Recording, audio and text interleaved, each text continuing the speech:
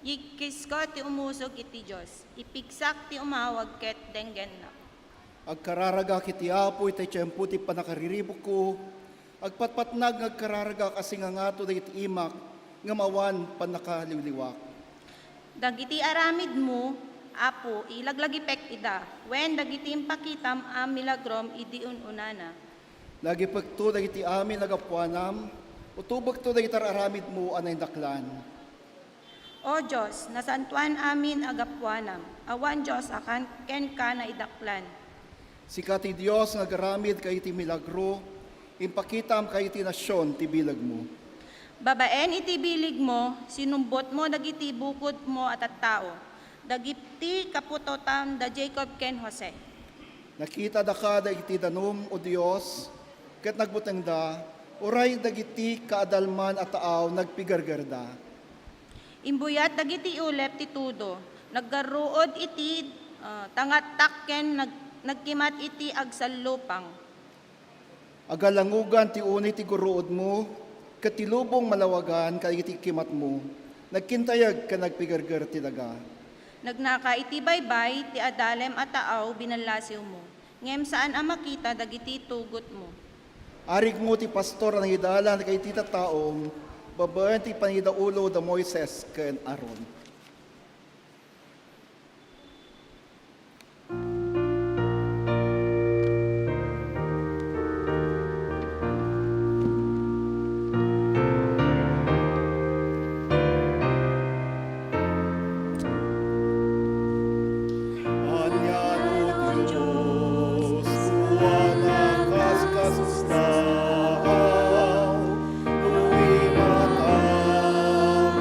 Amin.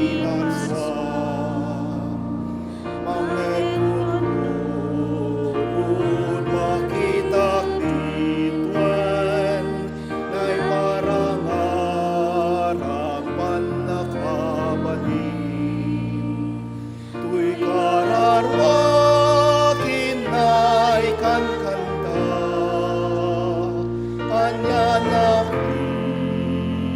natanong tuy kararwakin na ikan kanta. Anyanakin at anong mo uray kay ka bakiran mapanak mangakot ka tadi tumatayap maring nakangiliti nga tupangkay makitak di waigalalit na tuy kararwakin na ikan kanta anyan natanong mo tuy kararwakin na ikan kanta anyan natanong mo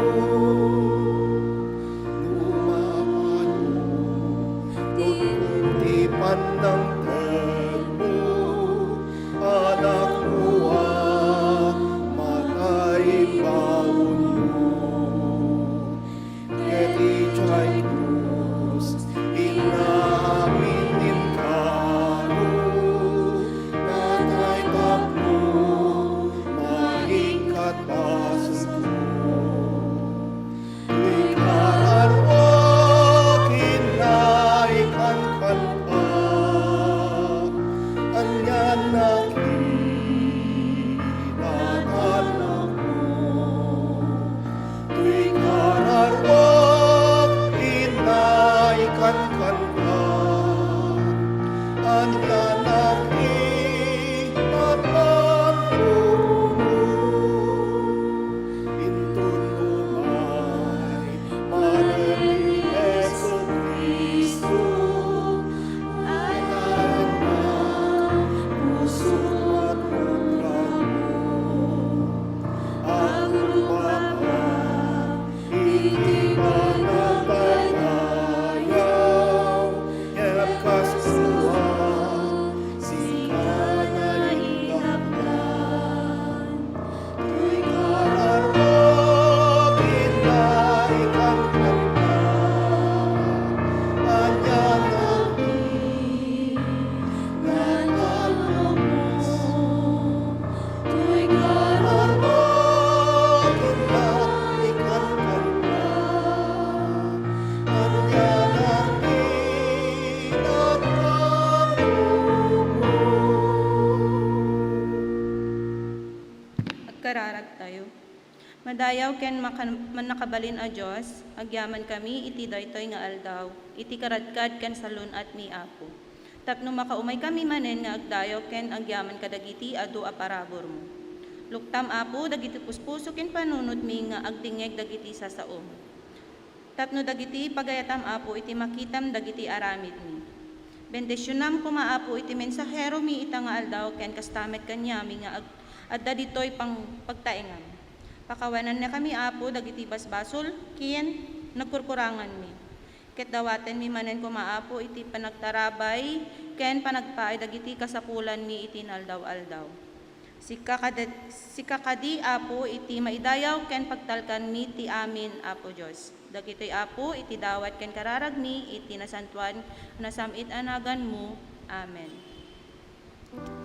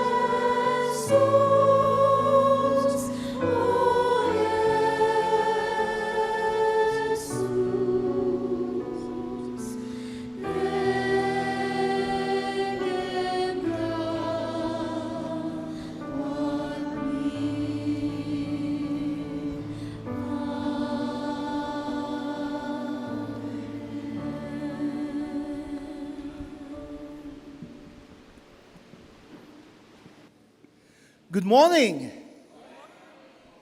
Naimbagag sapa kada kayo aming kakabsat. Magandang umaga po sa inyong lahat. Welcome po sa Ilocano worship ng Nax United Methodist Church. Pwede po bang malaman dito yung makita dito ang kamay ng mga nakakaintindi ng Ilocano? Itingati yung mantimayo kakabsat na kayo makawat Ilocano. May isa, duwa, talo, pat, lima, inang, pito, walo, siyam, sampulo, sampulo, talo, upat, lima, inang, pito, 17, 18, 19.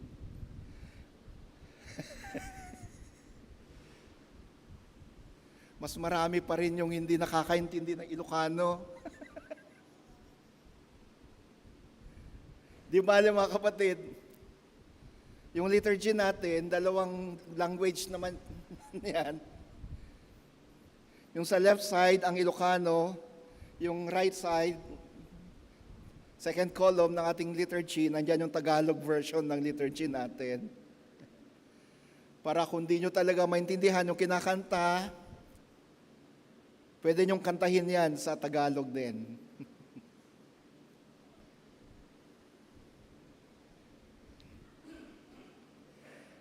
Sa ating pong pananambahan ngayon, welcome po natin si Janine at Cherish Faith mula sa Santiago City, Isabela. Pwede po bang punta kayo rito? Ayan.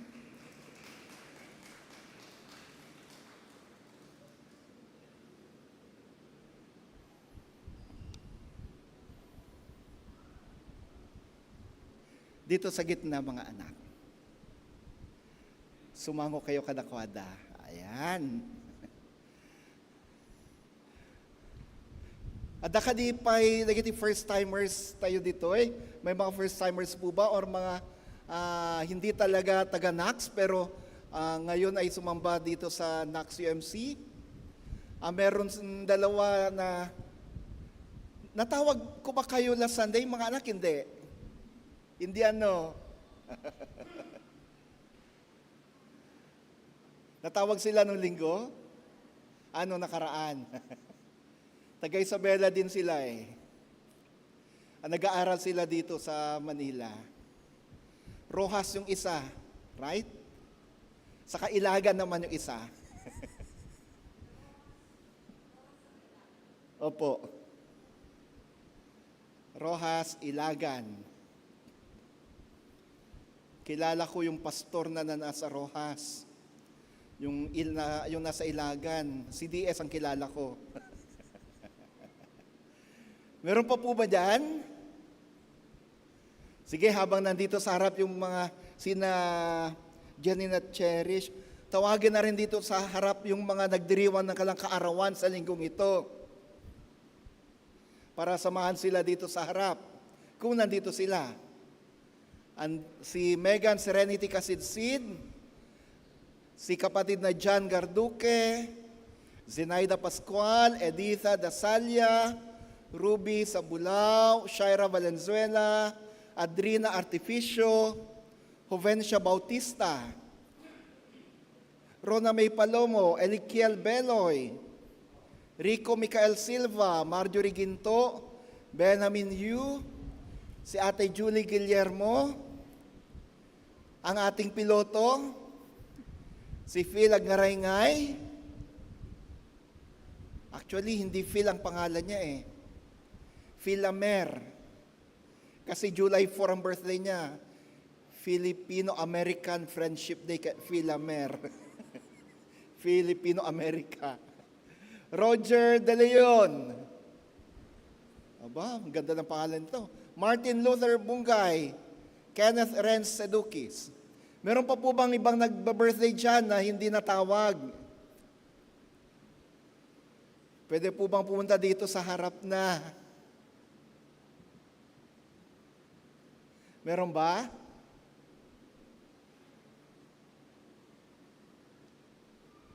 Sa choir? Ba, wala ngayon ah. Sige, can we just extend our hands patungo kina Janelle at Cherish, atin silang ipanalangin.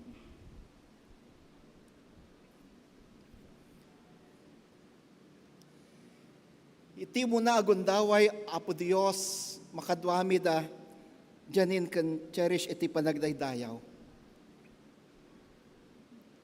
Saan nga aksidente wapo o nakadwami ita. Nudikat daytoy ti aldaw, daytoy ti oras nga intuding mo, tapno umayda ditoy NACS, UMC, makadwami ti panagdaydayaw iti Ilocano worship. Dawatan ming rod ita wapo. Kas makipagdaydayaw da kada kami. Ipaay mo ka diti, special a parabor mo kadakwada. Mariknada ka di. Asa andang estranghero ti da itong iglesia, no di kat paset da ti pamilya ti NACS UMC. Mariknada mo't kumatibara ti abrasa. Dagiti kakabsat, maniputi da itong iglesia. Kastamot wapo dawatan mi. No nyaman dagiti karkararag, araraw da kan ka, patgam ka dagitoy, kat dagitoy ka diti, regalom ka nakwada, pang-welcome mo ka nakwada, iti da ito yung iglesia. Bendisyonam, when bendisyonam, dagiti amin na panggap da. Tinagan mo Kristo. Amen. Amen. Kantahan nga natin sila ng God bless you always.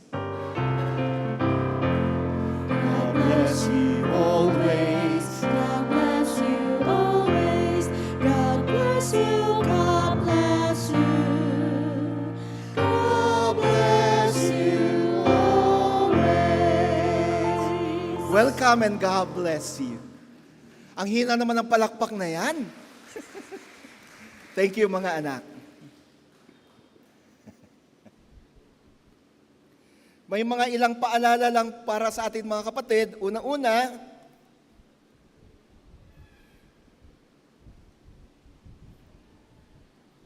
July is Stewardship Month. At ang tema natin sa buwan ng Hulyo, sa pagdiriwang natin ng buwan ng pagiging mabuting katiwala, I am a good steward. Ako'y isang mabuting katiwala. May alam nyo ba tayo sa buwan ng July? Madam Stewardship Chair? May alam nyo ba ulit tayo?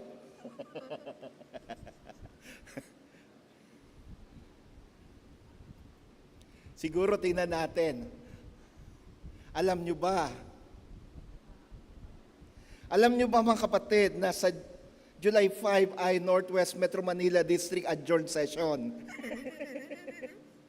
Nasa ating Herald po yan. Isama natin sa panalangin ang adjourned session ng ating distrito dito po sa NACS. July 5 po yan. And July 8 and 25 naman ang loading station. July 12, worship symposium. With regard to this, tawagin nga natin ang ating ambassador para sa gawaing ito, si Kuya Joey.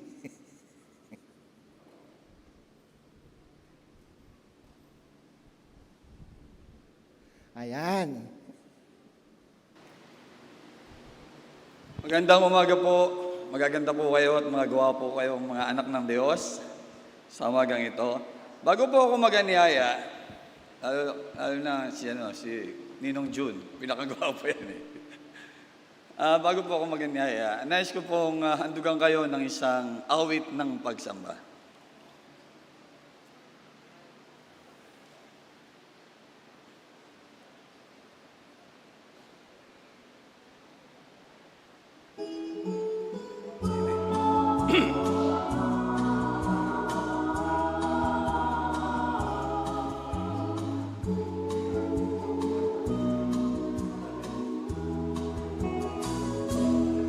Katotohanan ang nais ko sa puso ng lahat at kabanalan ang aking hangad sa buhay ni numan.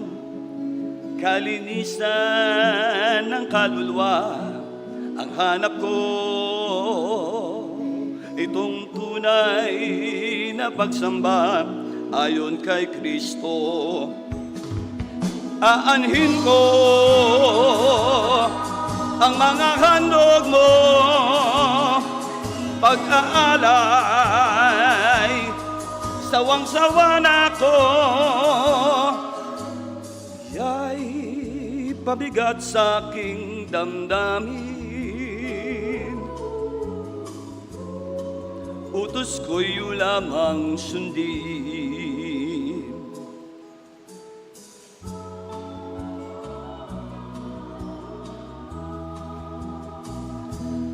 Buong puso at kaluluwa ang nais ko sa'yo. Ang iyong buhay ang ialay mo, hindi mga regalo mo. Kalinisan ng kaluluwa'y aking hangad. Yan ang tunay na pagsamba, tunay nga't wagas. Kabutihan mo, basahan lang ito, panalangin, binging-bingin ako. Nais ko'y pusong nagsisisi at magtalikod sa sarili. Amen ba? Amen? Hallelujah! Praise God! Magandang umaga sa lahat! Hallelujah! Yan po yung tunay na pagsamba.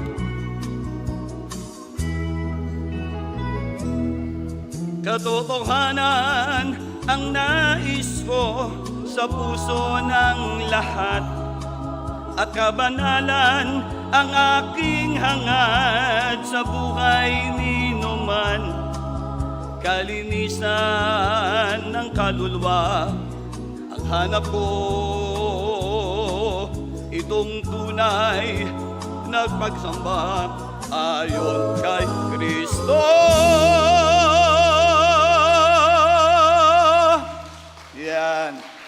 Yan po yung tunay na pagsamba, yung nilalaman ng ating puso.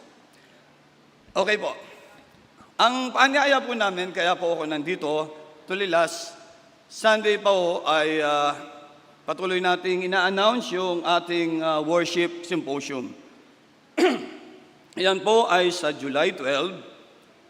Imbis na 10 a.m. to 5 p.m., gawin po nating 9 po, kasi yun po yung pre-registration natin.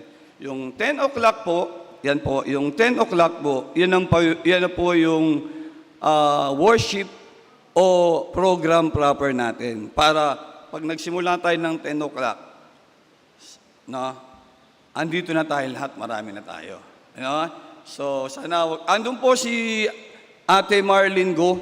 Siya po yung, actually, last Sunday, Pastor, 70 na po yung nagpa-pre-reg. No? Ano ho bang layunin ng pre-reg? Ay para ho makasama ho kayo dun sa kainan. No? Maalat kayo, magkaroon kayo ng allotment tungkol dun sa food reservation. No? May merienda tayo at meron tayong tanghalian. So, last Sunday, July 22, June 22, 70 na po tayo. So kapag nagpunta kayo at hindi kayo nagpa-register, kunyari si Kuya June, hindi nagpa-register, pumunta sa July 12, wala ho siyang pagkain. No? So, magpa-pledge kayo. Maganda po yan. Ang ating pong tagapagsalita ay si Pastor Earl Luteria. Para sa kaalaman nyo, i-refresh ko lang kayo. Si Pastor Earl po, hindi po bago sa atin. Na-invite na po natin siya sa dalawang evangelistic night, na kung saan, ang paborito niyang, o yung mga nakilalang kanta niya, ay yung unang-una, Mapalad ang Bariya. Mapalad ang bariya, palaging nagsisimba, kahit nasaang simbahan pa. Barya ang laging makikita, mapalad ang barya, simbahan ng alkansya. Kahit natignan nyo sa offering, barya ang inaihin. Yan yung isang kanta niya. Yung pangalawang kanta niya, yung Panginoon. Panginoon, Panginoon, imbis na Panginoon, Panginoon, Panginoon, na dapat ay Panginoon, dapat ganon, di na Panginoon. Yan yung mga kanta niya. So, hindi siya iba sa atin. So, sa July 12, ang magiging topic niya ay tungkol po nga dun sa worship. No? Hindi ko sinasabi na mali po yung worship natin. Karagdagang kaalaman para tayo ay magamit ng Diyos sa labangan ng worship. Magandang umaga po. Puwihin po ang Diyos. Hallelujah.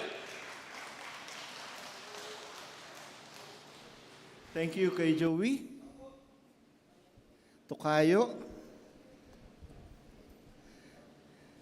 Panginoon, ha? At mapalad ang barya. O nga, no? Buti yung barya, laging nagsisimba. Kailan kaya laging magsimba ang 1,000?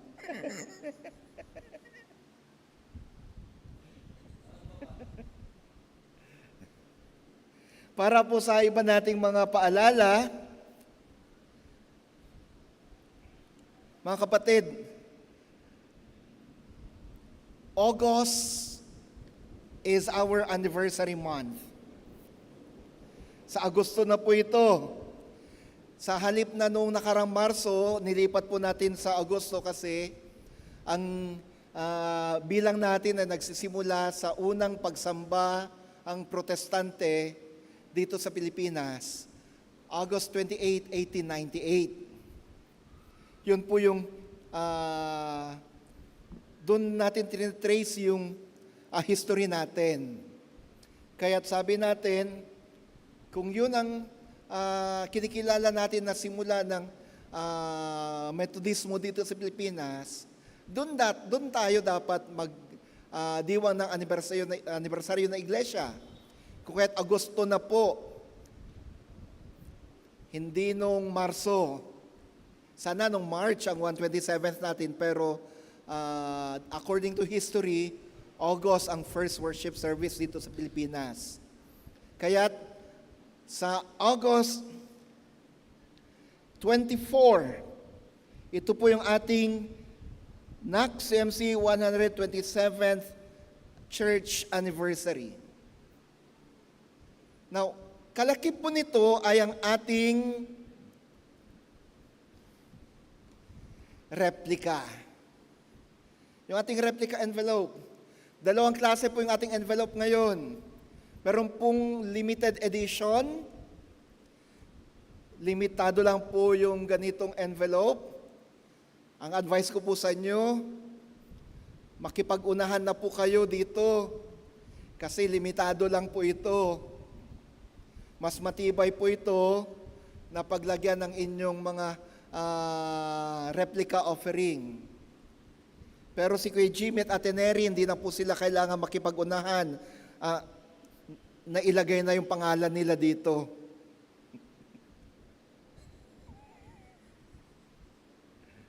So, dito po, ito yung ating replica envelopes. Andyan pa rin yung kung magkano ang kaya nating ibigay at kung ano yung nasa ating puso. May 20, may 50, 100, 200, 500, 1,000. Kulang yata, Kuya Jun. Dapat may 5,000 at 10,000 din. Times 127. Dito po, i-check po natin yung box na kung saan ay gusto nating magbigay at kung ano yung sinasabi ng Diyos sa ating puso na ating ibibigay. So, we have now our replica envelope. Ate Marlene, na kay Ate Marlene po yung, at saka na kay Teacher Leia yung mga envelopes natin. Siguro mas maganda, i-distribute nyo na lang.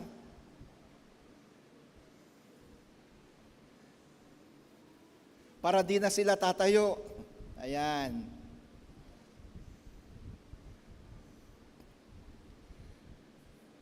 th founding anniversary. Now, kalaki po nito yung ating mga ibang mga gawain, ministries, programa para sa pagdiriwang na ating 127th. Nandiyan na rin po sa ating herald. Ang mga hindi ko na po babasahin isa-isa.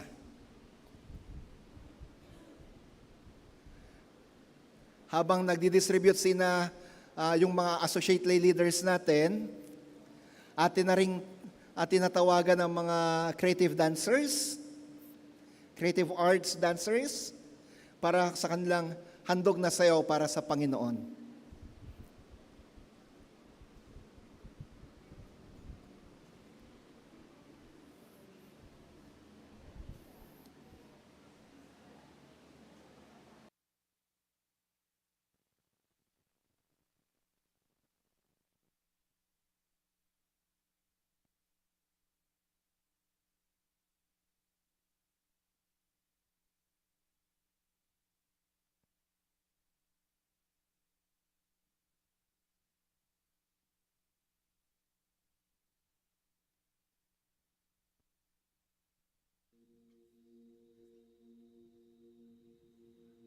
You unravel me with a melody.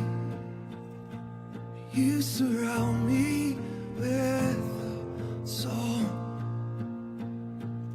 of deliverance from my enemies till all my fears are gone. I'm no longer a slave to fear. I am a child of God. I'm no longer a slave to fear. I am a child of God.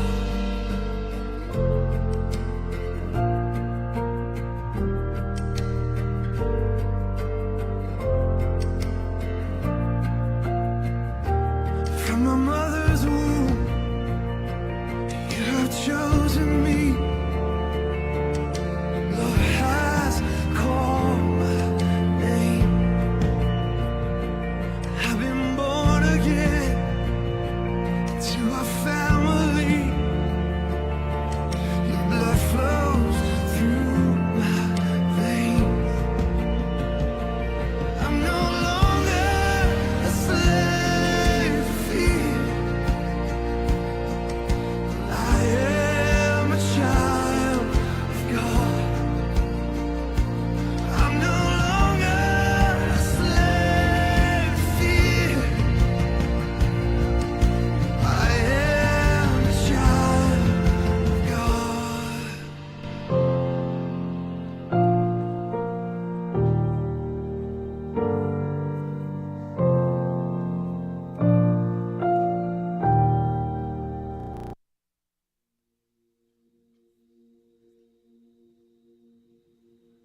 You are I am no longer a slave to sin. I am a child of God. Salamat, Creative Arts Dancers.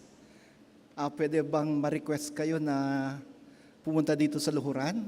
Kasama na rin lahat ng mga kabataan at mga bata. Lahat ng mga kabataan at mga bata, pwede bang dito kayo sa luhuran ngayon? And we just want to pray for you. Pati yung mga hanggang age 23 na nandyan. Mga 23 years old below, punta kayo dito sa luhuran, mga anak.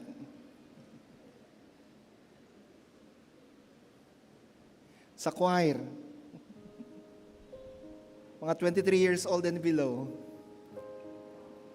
Usually, mga bata lang pinapanalangin natin, pero this time, I want to pray for you also.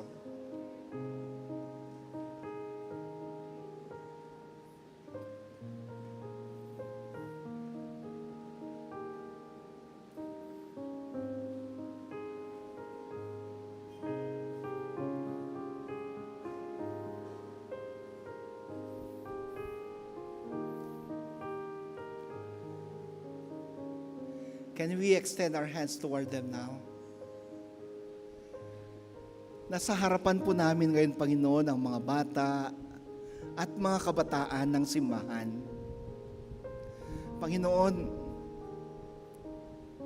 kayo siyang Diyos na nangangalaga sa kanila. Kayo siyang Diyos na tumatawag sa kanila. Kayo siyang Diyos na nagpoprotekta sa kanila. Maraming salamat po. Sa panahon ito nang nagbukas na po ang bagong school year sa mga elementary at high school, at magbubukas pa lang ang mga colleges and universities. Dalangin namin, Panginoon, samahan mo mga anak na to sa kanilang pag-aaral. Bigyan mo sila ng sapat na karunungan at katalinuhan, kalusugan at kalakasan. Samahan sila sa bawat hakbangin, sa bawat asignatura na kanilang papag-aralan. Samahan sila na at nawa sila'y maging mabuting halimbawa sa kanilang mga kamag-aaral, kaeskwela, at mga kaibigan. Lord,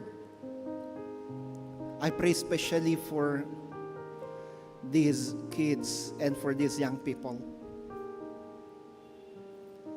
Silang kinabukasan ng simbahan at ng lipunan. Huwag mo pong hayaan, Panginoon, na mapariwara ang mga anak na to. Bagkus, tulungan mo kami upang sa ganon, ay lalo pa silang mapalapit sa iyo. Mapalalim ka ng pananampalataya. Lalo pa silang maglingkod sa iyo. Tulungan mo rin kalang mga magulang at lahat ng mga nagmamahal sa kanila. Pagpapala ang pagkaloob mo. Sa ngalan mo, Kristo, itong aming panalangin. Amen. Amen. Maraming salamat, mga anak.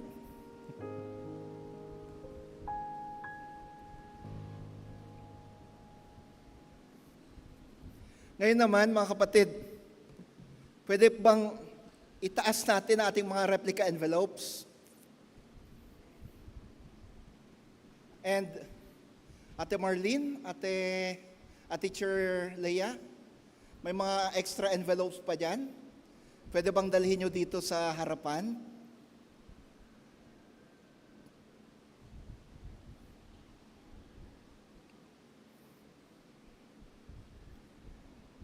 Lahat yan, dalhin nyo na lang. At yung mga hawak natin na envelopes, pwede po bang pakitaas natin ang mga to? Ialay natin ngayon ang mga to sa Panginoon.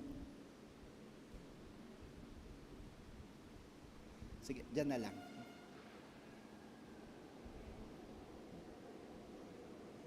Tayo'y manalangin muli. Panginoon, narito po ang mga replica envelopes namin.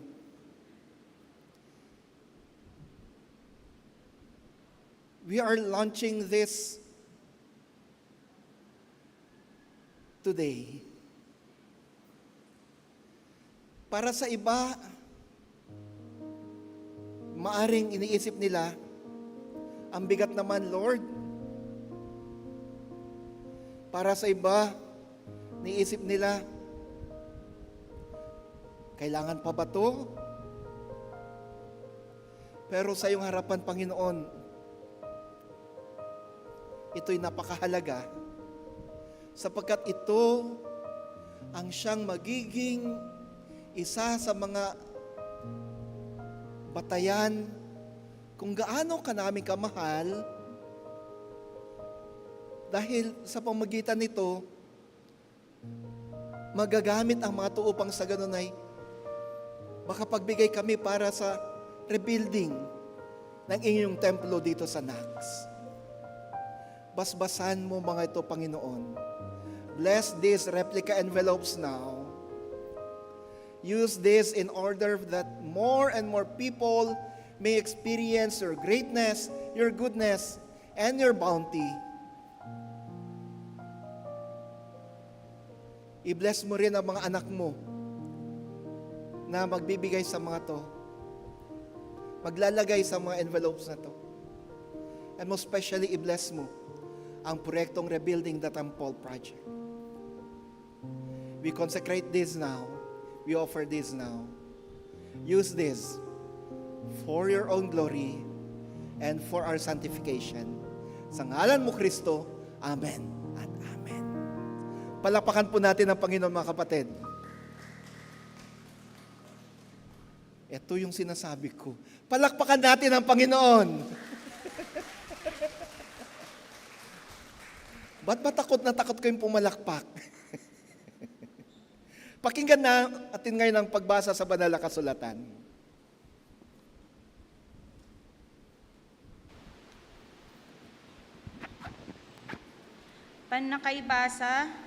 Panakaibasa tinasantuan na surat, masarakan dito'y 2 Hari, Kapitulo 2, 1, 6-14.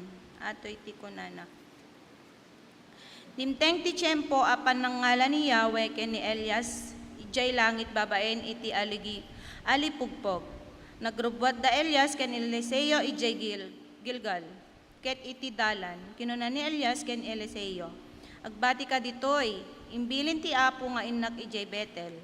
Ngem kinuna ni Eliseo, ikarikken ka ken iti si bibiyag nga apo asaan ka panawan, ket nagkuyog da anapan ijay Betel. Kinuna ni Elias ken Eliseo, agbati ka ditoy, imbilin ti apo ang mapanak iti karayan Jordan. Ngem insumbat ni Eliseo, ikarikken ka ken iti si bibiyag nga apo asaan ka apanawan. Ngarud, intuloy da iti panagdalisat da. 50 kadagiti propeta ti simurot kadakwada anapan ijay Jordan. Nagsardeng da Elias ken Eliseo iti igid ti karayan, idinto ang nagtakder dagiti propeta iti panagdayawen basit. Inikat ni Elias iti kagay na. Kinupin na sana imbaot iti danom. Nagbingay ti danom ket bimmalasyo da ken ni Eliseo iti namaga adaga. Sadyay, kinuna ni Elias ken ni Eliseo, anya ti kayat mo nga ipaay ko ken kasakbay ama maipanawak. Imbingayan nak iti panagbalin mo ang mapagbigleg asumurot ken ka. Ingsumbat ni Eliseo, narigat ang mapatganday taadawat mo, kinuna ni Elias. Ngem awatem to no makitam ti panakaipanaw ko. No dinak makita ang maipanaw saan ang mapatgan ti dawat mo. Nagsarsari tada bayat iti panagnada. Pagamwam, adda umapapoy alugan apakigubat aguy-guyo den dagiti umapapoy akabalyo iti baet. Ken naipangato ni Elias sa dilangit babaen iti alipugpog. Nakita ni Eliseo daytoy ket impukkaw ken ni Elias. O amak, nabileg asalaknib iti Israel. Awan kan, manipod idin saan ang nakita ni Elias. Gapu iti ilidday na, pinigis ni Eliseo ti kawaset na. Pinut na ti kagay ni Elias ang nagsubli ket nagtakder iti igid ti Jordan. Imbaot iti kagay ni Elias iti danom ngem saan ang nagbingay ti danom. Sa dino iti ayan ti Apo Diyos ni Elias, kinunana. Imbaot na mamanen ti kagay iti danom ket nagbingay iti danom. Nagna ni Eliseo abimalasyo. Ti sao ti Apo. Agyaman tayo iti Diyos.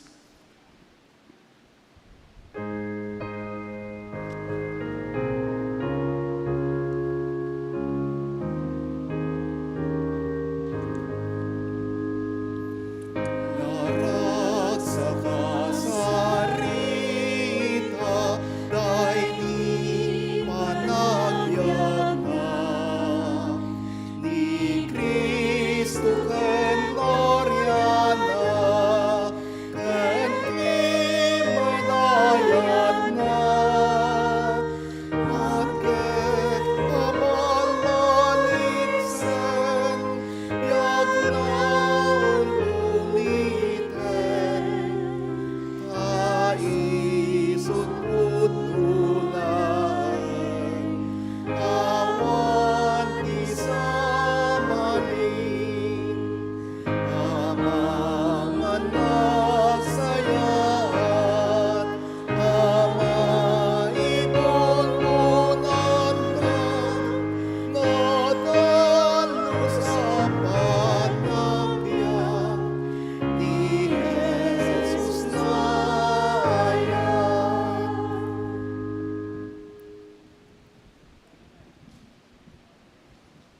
ang ebanghelyo nating Panginoon ayon kay San Lucas.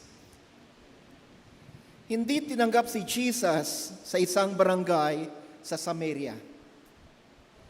Nung malapit nang dalhin si Jesus sa langit, nagdesisyon siyang pumunta sa Jerusalem. Nagpadala siya ng mga messengers na mauuna sa kanya. Pumunta sila sa isang barangay sa Samaria para ihanda ang pag-i-stayan niya. Pero hindi siya tinanggap ng mga tao kasi papunta siya sa Jerusalem. Nang makita ito ng mga disciples na sina James at John, sabi nila, "Lord, gusto niyo po bang magpaulan kami ng apoy galing sa langit para patayin at sunugin sila?" Pero lumayon si Jesus at pinagalitan sila. Sabi niya, "Hindi niyo alam kung anong spirito ang nasa inyo. Dumating ang Son of Man, hindi para pumatay, kundi para i-save ang mga tao." At pumunta sila sa ibang barangay. Habang naglalakad sila, may lumapit kay Jesus at nagsabing, "Susunod po ako sa inyo kahit saan kayo pumunta." Sinabi ni Jesus sa kanya, "May lungga ang mga fox, may pugad ang mga ibon, pero wala man lang lugar para humiga at magpahinga ang Son of Man." Sinabi ni Jesus sa isa pang lalaki, "Sumunod ka sa akin." Pero sumagot siya, "Sir, pwede po bang umuwi muna ako para ilibing ang tatay ko?" Sumagot si Jesus, "Hayaan mong ang mga patay ang maglibing sa mga patay nila. Pero ikaw, lumakad ka at i-preach ang kaharian ng Diyos." May isa pang nagsabi, "Sir, susunod po ako sa inyo, pero pwede po bang magpaalam muna ako sa pamilya ko?" Sinabi ni Jesus sa kanya, "Ang nagsimula ng mag-araro pero lumilingon sa likod ay walang silbi sa kaharian ng Diyos." Mga kapatid, ang ebanghelyo ng ating Panginoon. Madayaw o Apo sa Kristo.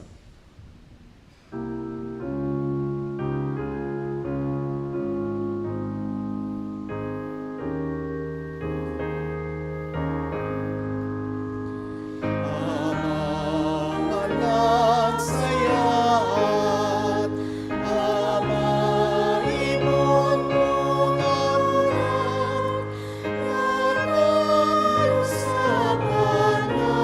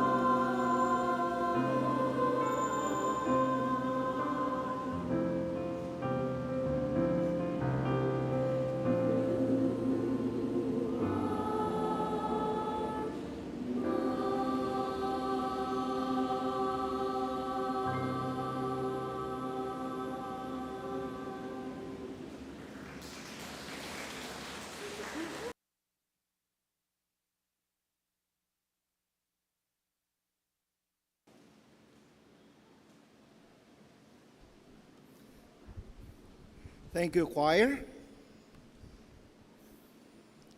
Good morning! Parang dalawa lang pupils ko ngayon na nasaan yung iba kong mga eskwela.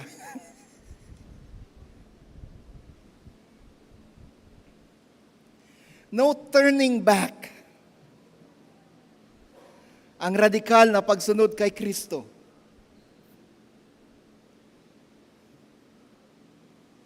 Alam nyo na yung kwento, di ba, ng kantang I have decided to follow Jesus?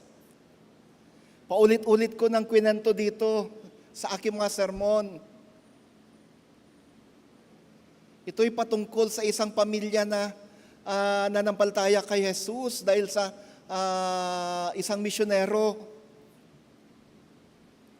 Nung yung pamilyang ito ay bumalik sa kanilang tribo, doon sa Africa, nangyari ito.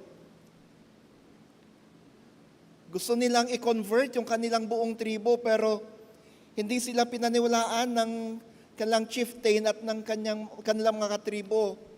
Sali, pinuli sila. Pinarusahan. At sinabihan na, kung tatalikuran nila si Jesus, mabubuhay sila. Unang pinatay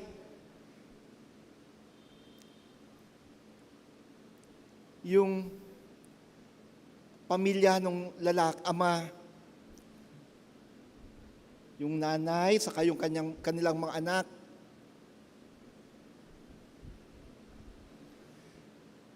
Pero bago sila pinatay, sinabi nung mag-anak, sinabi ng pamilya, I have decided to follow Jesus and there's no turning back.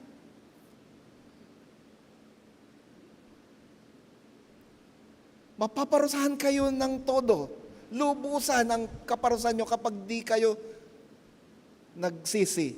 Kapag di kayo tumalikod sa pananampalatayang yan, sa sinasabi niyong Jesus. Sabi ng pamilya, the cross before me, the world behind me, no turning back. Pinatay yung yung ina, yung dalawang anak. Sabi nung tatay nila, though none go with me, still I will follow. No turning back. Kahit na mag-isa na lang ako, susunod pa rin ako kay Kristo. Di ako tatalikod. No turning back. With those words, isinunod siyang pinatay. Dumaan ang maraming taon, may mga misyonerong bumalik doon.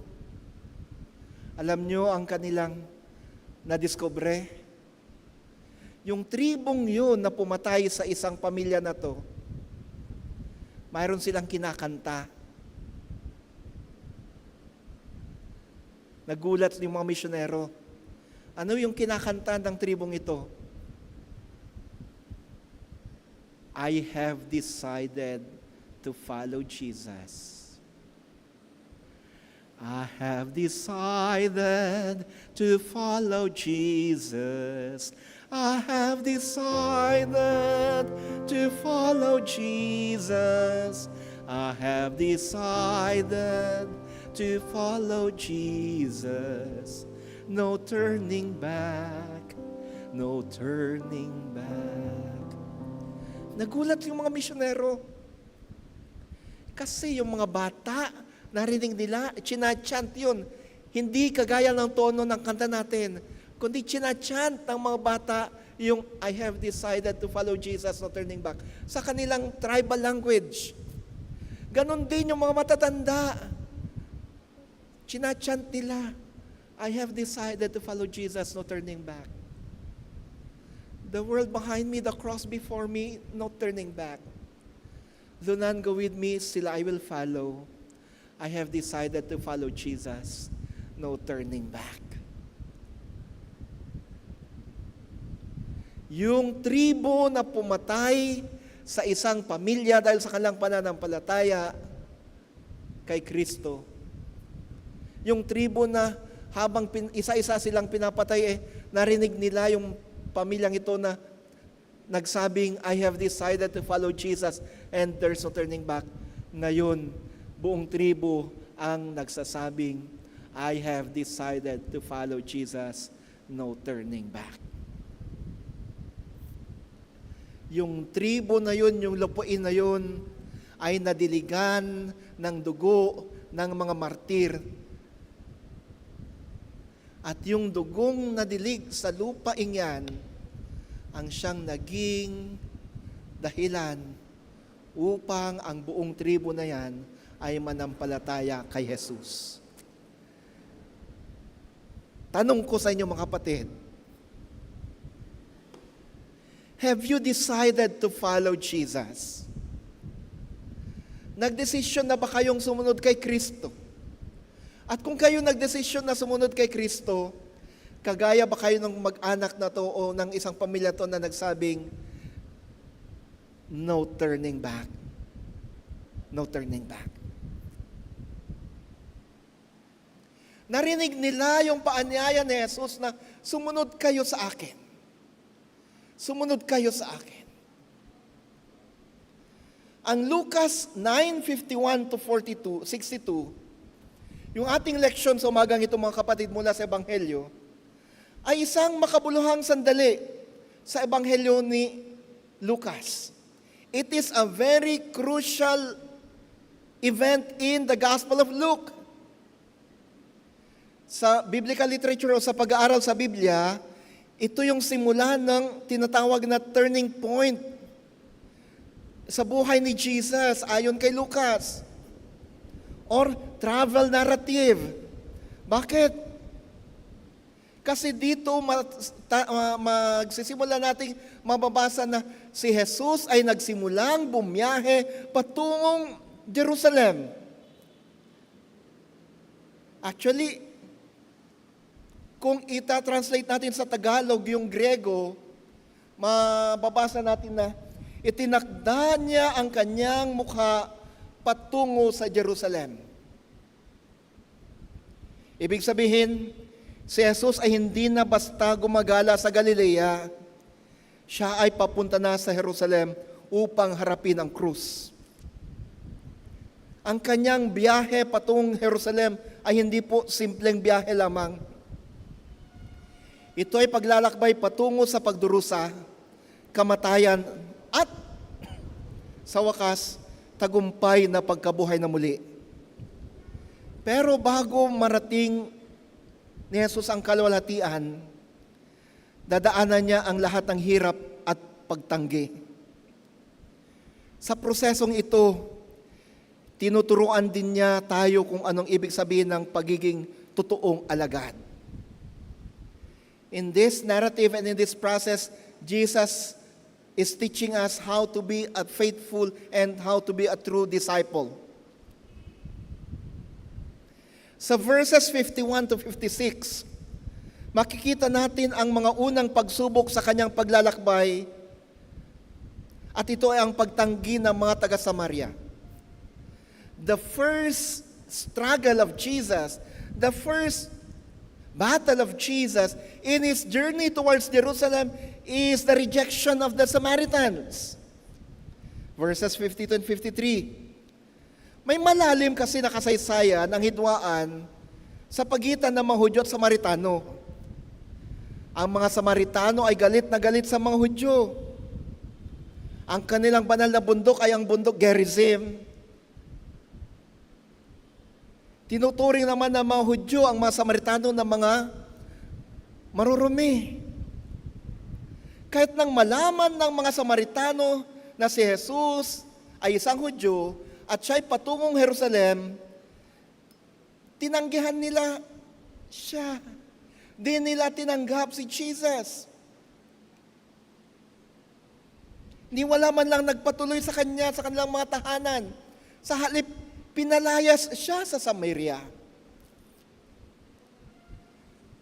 Dahil dito, mababasa natin sa verse 54, ang reaksyon ng dalawang alagad, sina Santiago at Juan. Nagpakita sila ng typical na human instinct. Ano ito? Paghihiganti. Ang kanilang mungkahi ay magpababa ng apoy mula sa langit. Ibinabalik tayo sa pangyayari nung panahon ni Propeta Elias sa Ikalawang Hari, chapter 1, verses 10 to 12. Na kung saan pinatawag si Propeta Elias ni Haring Ahazas, kinondena si Propeta Elias, pero sabi ni Propeta Elias, humingi siya ng apoy mula sa langit at sinunog yung mga sundalo at mga propeta mga bulaang propeta ni Ahazas. Ito rin ang gusto mangyari ni Santiago at Juan para sa mga taga-Samaria na nagpapalayas o tumanggi kay Jesus. Ngunit mahigpit silang pinagsabihan ni Jesus. Verses 55 to 56. Sa ibang manuskrito may dagdag sa linya na nagsabing, hindi ninyo alam kung anong spirito meron kayo sapagkat ang anak ng tao ay naparito hindi upang magwasak ng buhay, kundi upang magligtas. Mga kapatid, pinapakita rito ang kaibahan ng spirito ng isang taong mapagmahal at ng taong mapaghiganti. Si Jesus, isang mapagmahal, matyaga, matiisin. Kahit na anong klaseng pangungutya, anong klaseng pag-reject sa kanya, hindi siya nagtanim ng galit. Pero yung dalawang alagad, si Santiago at Juan, nung pinalayas si Jesus kasama sila mula Samaria, galit na galit. At sabi, Lord, kung gusto mo, magtawag kami ng ulan, apoy, or umulan ng apoy dito upang sunugin na lahat sila. Pero Jesus said, huwag. Ang anak ng tao ay pumunta rito upang magligtas at hindi pumatay. Sa ating buhay, may mapagkakataon na tayo rin ay tumatanggap ng pagtanggi, di ba? In some instances in our lives, we often receive rejection. We are often being condemned. Pinagsasalitaan sa likuran. At times are being even backstabbed. Tinatraidor. Maganda ang pakikitungo sa harapan kapag kaharap ka, pero pag ikay nakatalikod na kung ano-anong sinasabi.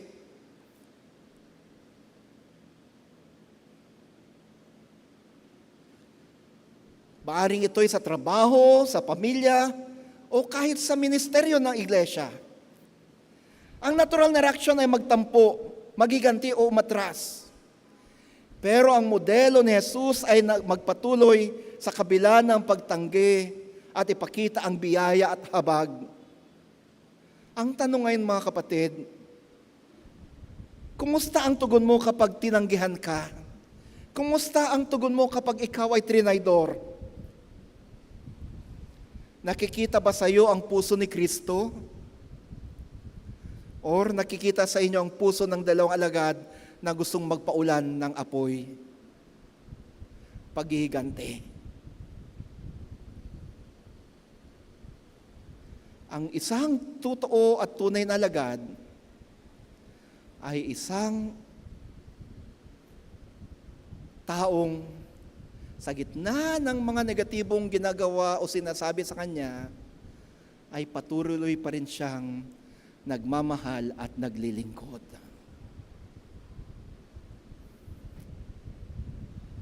Sa verses 57 to 60, dito natin makikita yung tawag na walang kondisyong pagsunod. The call and the unconditional response. Dito natin makikita ang tatlong magkakaibang sagot sa panawagan ni Jesus.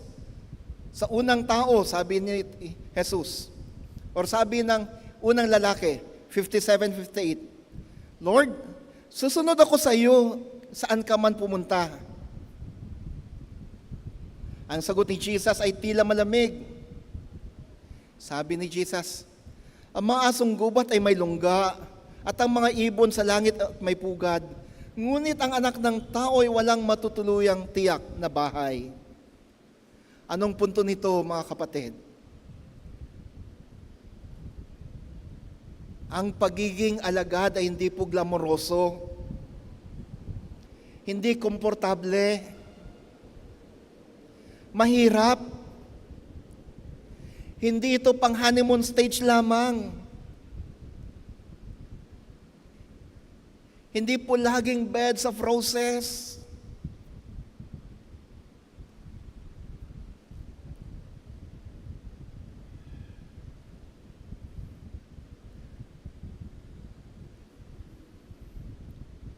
Sabi ni Jesus, handa ka bang sumunod sa akin kahit na ang ibig sabihin niyan ay maghihirap ka?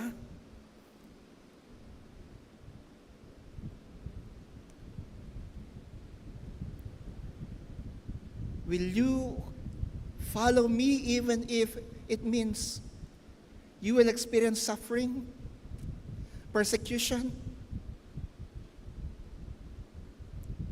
Agtuloy ka kadi asumurot kanyak uray no tika sukat na ket panagrigat.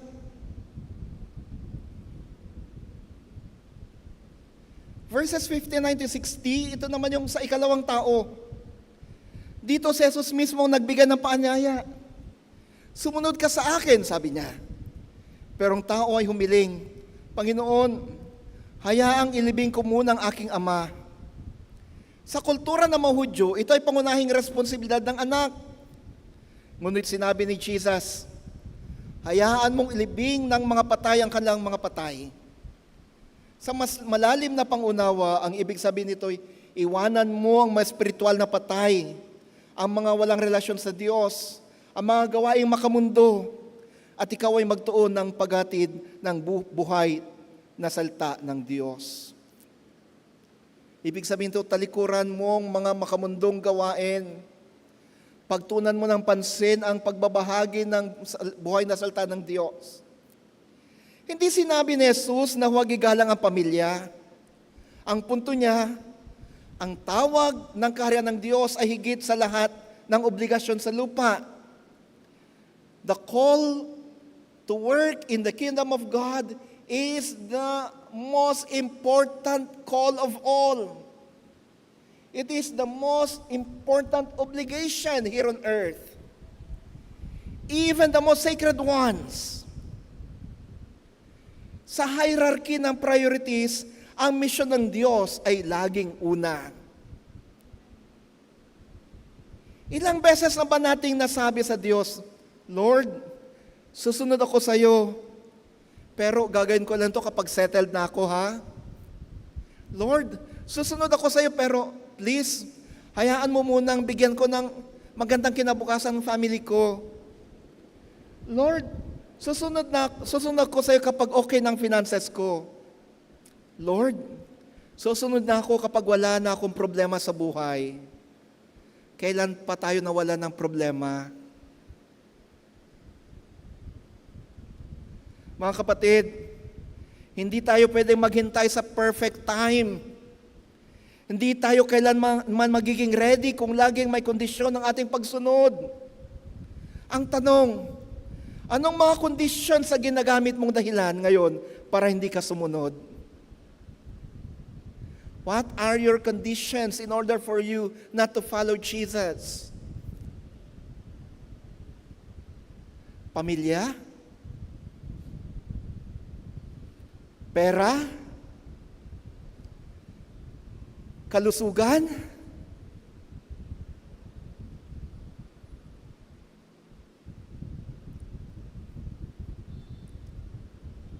Talikuran natin ang lahat. Unahin natin ang Diyos. Anong sabi ko sa isang sermon ko? Yung nabasa ko sa St. Peter, unlad. Anong ibig sabihin ng unlad? Unahin natin lagi ang Diyos. Yung iba, ginagawang dahilan, Lord, susunod lang ako sa kapag stable ng finances ng pamilya ko. Ayoko po silang iwanan na sila'y naghihirap. Gusto ba nating umunlad? Alalahanin natin yung acronym na UNLAD. Kung gusto na talaga nating umunlad, unahin natin lagi ang Diyos. Anong sinasabi ng Matthew chapter 6?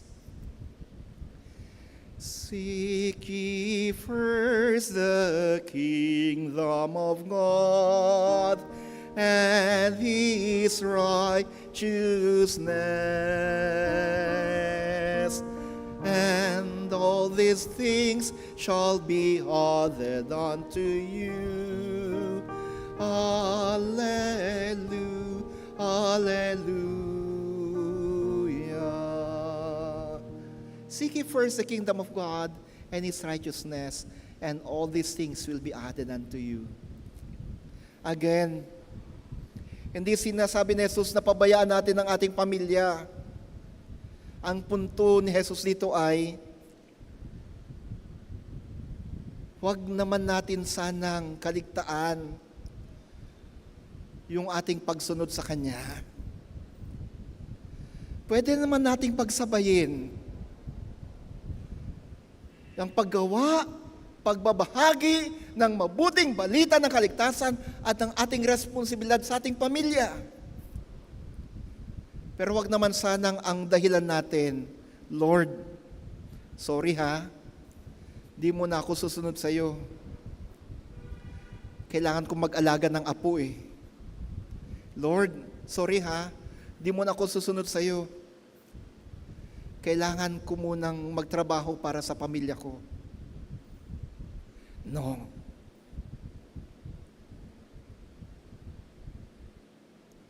Panghuli, verses 61 to 62, dito makikita natin yung ikatlong tao. Sabi, susunod ako, ngunit hayaang makapagpaalam muna ako sa aking pamilya. Sa kultura ng mga Hudyo at ang mga Samaritano, ang pagpapaalam ay maaaring kasama ang mahabang ritual at mga pag-uusap sa pamilya na maaaring humantong sa pag-atubili o pagbabago ng isip. Ang sagot ni Jesus ay direktang patama. Walang sinuman na nag-aararo at lumilingon pa sa likod ang karapat-dapat sa kaharian ng Diyos. Sa agrikultura, sa mga magsasaka, kapag ang isang magsasakay lumilingon habang nag-aararo, magulo at baliko ang linya ng tanim. Ganito rin sa discipleship, ganito rin sa pagsunod kay Jesus. Ang hati o distracted na puso ay hindi makapagbibigay ng tuwid na paglilingkod. Ito hindi lamang tungkol sa literal na paglingon sa nakaraan, kundi spiritual na disposisyon ng isang tao na hindi pa handang bitawan ang lumang buhay. Sa Griego, ang pandiwang ginamit dito ay blepo eista o piso, nang ibig sabihin, patuloy na pagtingin o pagbaling pabalik. Nagpapakita ng persistent hesitation. Sabi ni Jesus, walang sino man na nag-aararo at lumilingon sa likod, or walang sino man ang nag-aararo at laging binabalikan ang nakaraan or yung natapos na. Hindi siya karapat-dapat sa kaharian ng Diyos. Marami sa atin, mga kapatid, ang nade-declare, susunod ako kay Lord. Susunod ako kay Jesus. Lord, I want to follow you, Jesus. Jesus, sumisigaw pa. Umiiyak pa. Pero ang puso ay hati. Ang puso ay hati.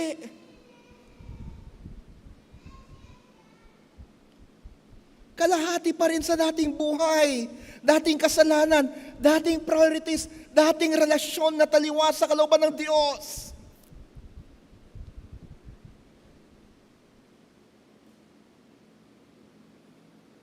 Sumisigaw, umiiyak pa, Jesus, gusto kong sumunod sa iyo.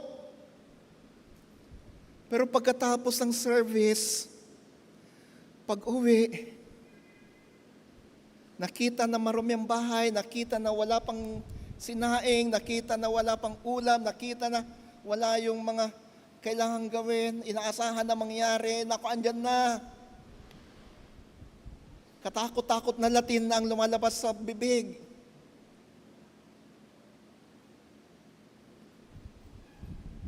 Gaya ng nakita ko nang ako'y bata pa, ang simbahang Metodista at simbahang Katoliko kasi magkatapat lang. Kalsada at plaza ang pagitan. Nung matapos kami mag-Sunday school, nung mga bata kami, ang plaza kasi, tapat mismo ng simbahang Katoliko, edi aabot kami doon para maglaro. Habang inaantay namin na magsimulang worship service sa simbahan natin. Habang kami naglalaro, patapos naman yung misa. May isang apostolada, yung manang ng simbahang Katoliko, naka-uniforme pa ng green at may taling sinturon, nakahawak ng stampita, yung isang kamay, nakahawak ng rosaryo yung isa. Paglabas ng simbahan, nakita niya yung kapitbahay niya na may utang sa kanya at hindi pa nagbabayad. Nung nakita niya, sinigawan niya at pinagmumura mismong harap ng simbahan, mismong harapan ng maraming tao.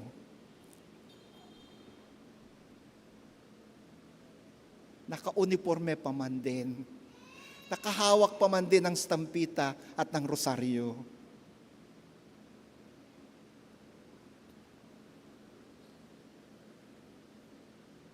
Ang totoong pagsunod kay Jesus ay isang proseso ng pagbabago. Proseso na kung saan sinasabi natin, tatalikuran na natin ang mga bagay ng mundo. Kasama na dyan ang kasalanan at paggawa ng kasalanan. Mga kapatid, handa ba kayong sumunod? Handa ba kayong sumunod kay Jesus? Handa ka bang sumunod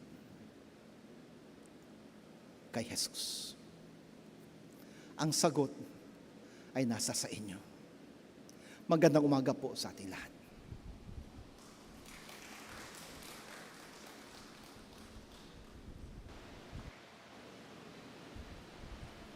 Panangipay ka diti, sagsagot, magawagan na diti asya.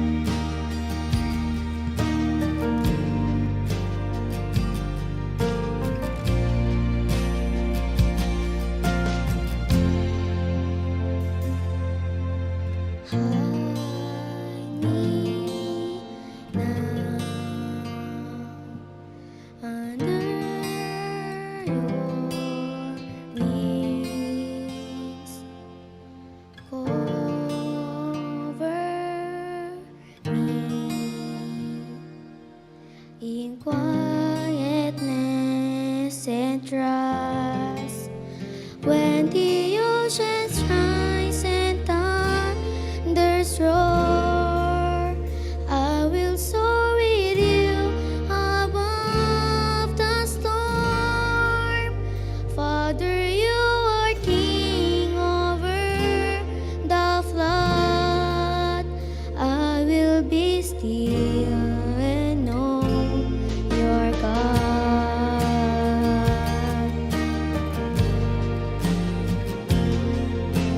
Find rest, my soul, in Christ alone. Know His power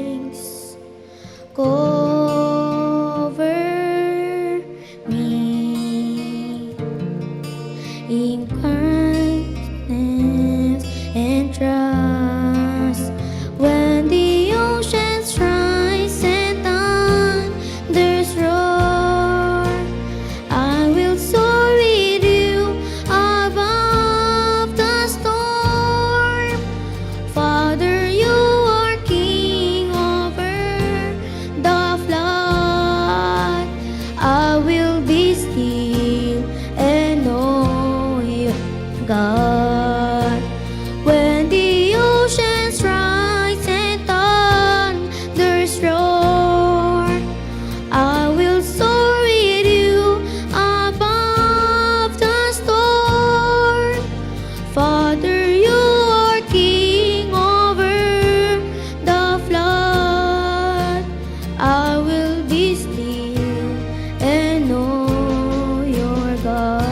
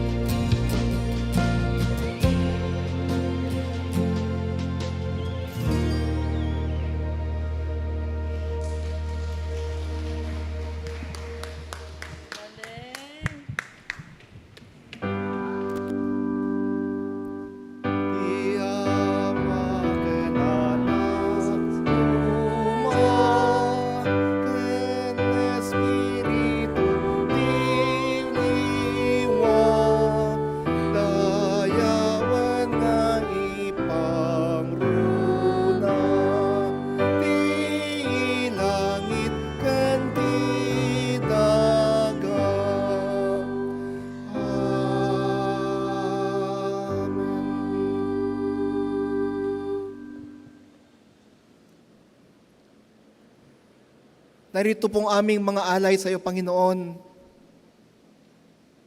Ang aming handog sa iyo. Kasama po yung handog na awit.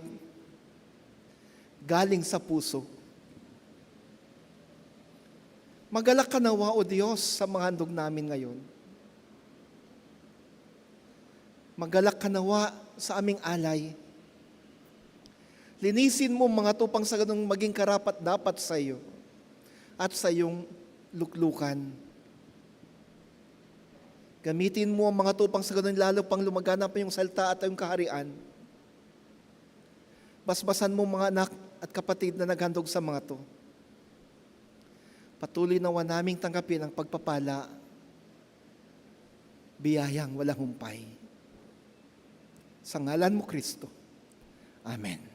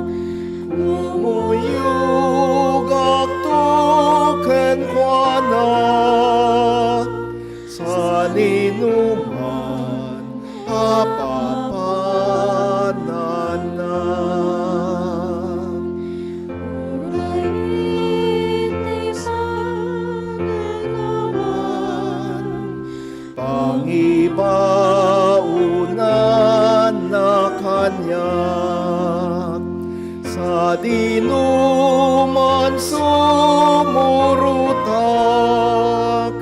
di dalan na makipaglag. Uray iti pangukuman, kumuyog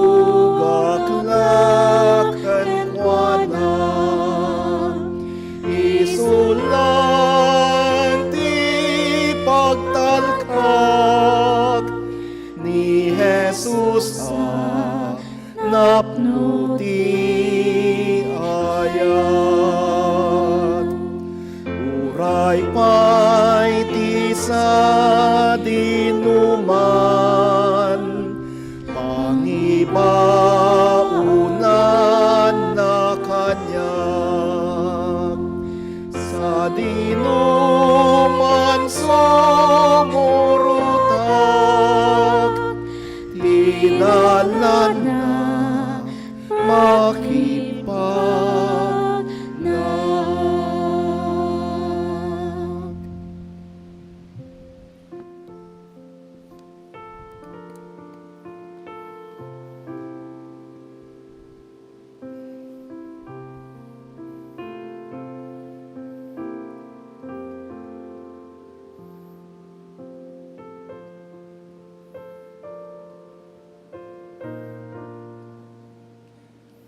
Tayo'y manalangin.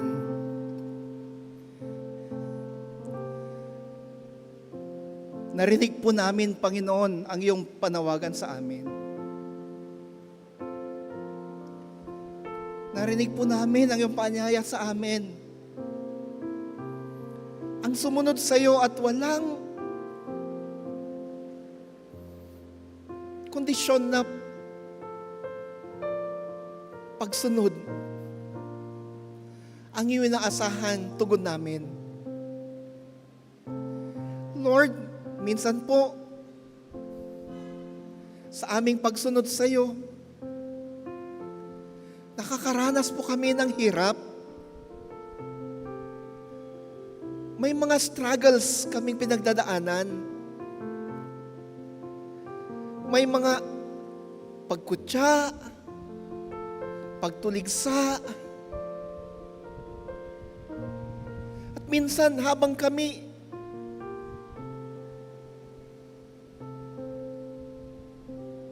nangangakong susunod sa iyo, doon pa dumarating, Panginoon, ang mga katakot-takot na problema, mga pagsubok.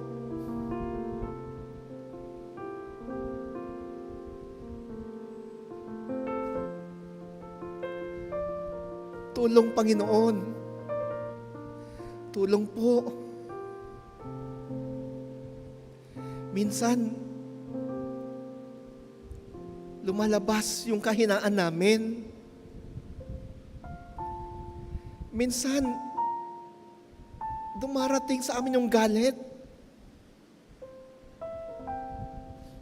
Minsan, sumasampi sa aming isipan, buti pang hindi na lang ako magpatuloy. Ganito rin lang pala. Kapag dumating mga panahon to, Panginoon, tulong. Yakapin kami. Buhatin kami, Panginoon.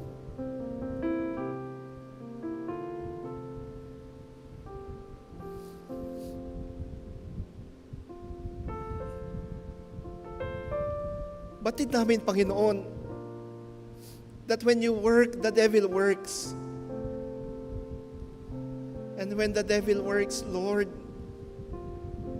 strengthen us. Help us that we may overcome the world. Help us that we may overcome the devil and his tricks. Help us that we may truly follow you. Sa oras na ito, Panginoon, narito mga kapatid, nakaluhod sa iyo at sa iyong harapan.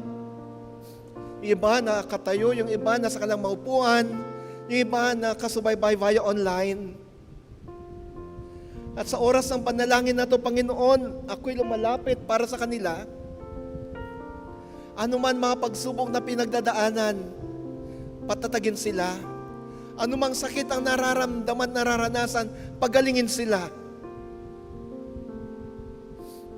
Ano man ang sitwasyon nila ngayon, kay nawang kanilang kaagapay, Jesus, aming Panginoon, o Diyos na aming Ama, O Banal na Espiritu, aming gabay, ibuhos mo rin ang pagpapala sa bawat isa. Sa oras ding ito, Panginoon, isinasama namin sa aming panalangin ngayon ang sitwasyon ng aming mundo at ng aming bansa. Nandyan pong mga giyera na nagaganap sa pagitan ng Ukraine at Russia. Ang giyera sa pagitan ng Israel, Palestine, Iran, at iba pang mga giyera. Andyan din ang away politika sa aming bansa. Mamagitan ka, Panginoon. Establish, Lord, your peace here on earth, all over the globe, and here in our country. Let your peace reign, hindi lang sa mundo at sa aming bansa, pati rin sa aming lipunan, aming tahanan, at aming simbahan. Salamat, Panginoon, sa pagkinig sa amin. Salamat sa pagtugon sa aming panalangin. Sa ngalan mo, Kristo. Amen. Amen.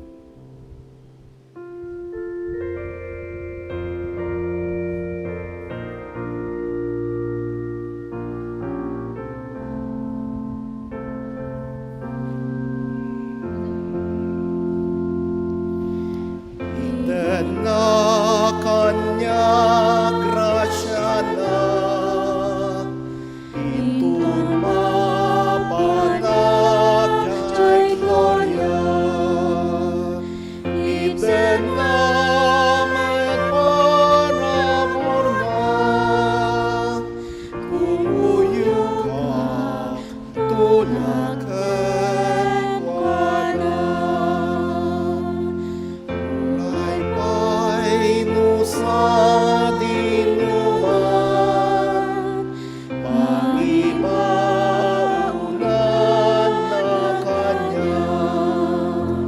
Sa dinuman sumurot lang, di nalan na makipaglang.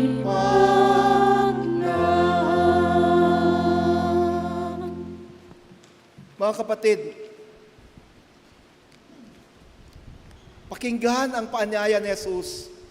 Sumunod ka sa akin. Handa ka bang sumunod kay Jesus ngayon? Handa mo bang harapin ang mga pagsubok sa buhay ng may kagalakan kasi kasama mo si Jesus sa daan?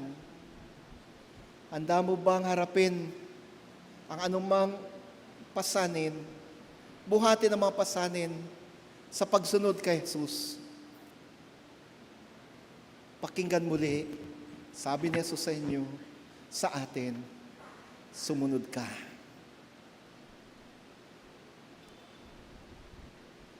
Humayo tayo. Sumunod sa Kanya.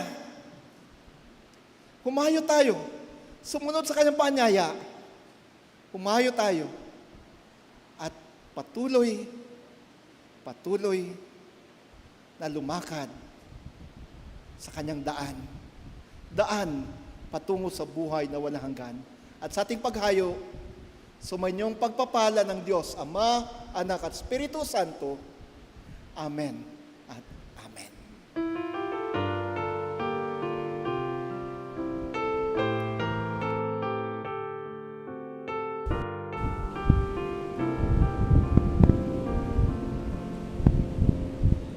Benediction